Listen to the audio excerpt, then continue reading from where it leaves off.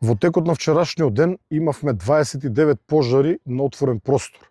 Благодарение на брзата реакција, а понекогаш и повеќечасовната борба на пожарникарите со пожарите, 23 од нив беа изгаснати во текот на вчерашниот ден и во текот на ноќните часови, додека 6 се активни ова утро.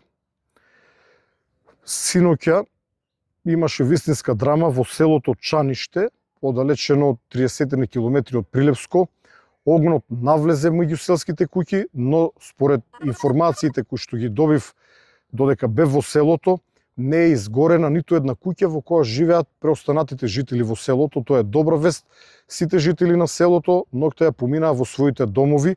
Изгорени се неколку стари и напуштени куќи, можеби некои од нив повремено се користеле за престој на нивните собственици.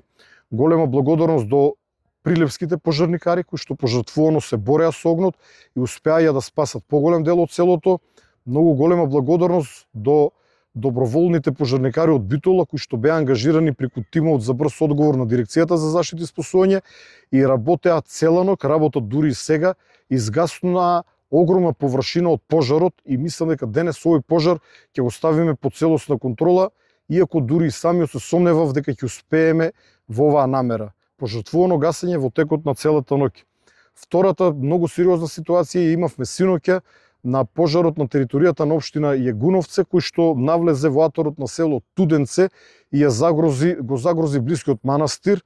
Поради голема опасност по манастирот, а недостиг на локални пожарникари од Тетово, кои што воопшто ги немаше во тој момент кај манастирот, упатив неколку тимови на Дирекцијата за заштита и спасување, и тоа од Гостивар, составено од доброволци од Гостивар, од Скопје, конкретно од доброволното друштво Чаир од Скопје, кој што исто така заминаа на терен, но и едно доброволно друштво од Тетово, кое што не е ангажирано преку дирекцијата, но со мој согласно се вклучи во гасење, односно заштита на манастирот и гасење на пожарот. Во овој момент се активни пожарите, пожарот кој што од Велес преминува во Зелениково.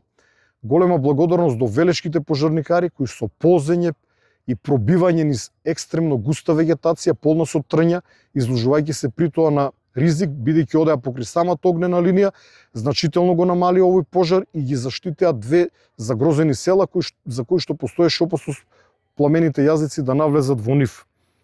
Во Македонски Брод пожарот е значајно намален благодарение на пожарникарите од Македонски Брод, но и модулот на дирекцијата кој што со денови работеше там, како и воздухопловите на дирекцијата, 3 трактори, но и полицискиот хеликоптер кој што направи одличен резултат. Исто така имаме пожари на територијата на општина Студеничани, село Рамни Габер, но пожарот веќе оддалечен од ова село, во овој момент не загрозува ниту едно село. Карактеристично за сите овие пожари заедно е тоа што никаде не гори квалитетна борова шума или друг тип на зимзелена шума.